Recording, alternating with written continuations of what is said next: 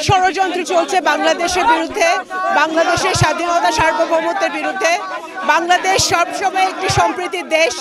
বাংলাদেশে অস্থিতিশীল অবস্থার তৈরি করার জন্য আওয়ামী লীগ ষড়যন্ত্র করছে।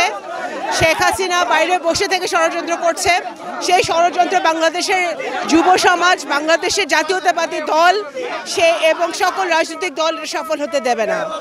এবং এই ষড়যন্ত্র সকল সর্বমূল্যে আমরা এই ষড়যন্ত্র ব্যাহত করব। আমরা সম্প্রীতির দেশ, হিন্দু মুসলমান বৌদ্ধ খ্রিস্টান আমরা একসাথে থাকি, আমাদের এখানে কোনো অমিল নাই। এই ষড়যন্ত্র করছে আন্তর্জাতিক এবং জাতীয়ভাবে আওয়ামী লীগ, এবং এই ষড়যন্ত্র আমরা মোকাবেলা করব। এখানে তদন্ত হওয়া প্রয়োজন, সুষ্ঠু তদন্ত হওয়া প্রয়োজন।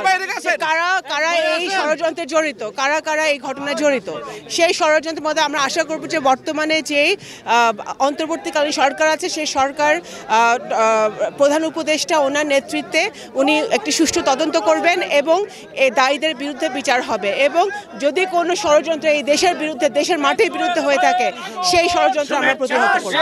আমি বলতে পারবো না, সেটা মাননীয় ভারপ্রাপ্ত চেয়ারম্যান জানেন।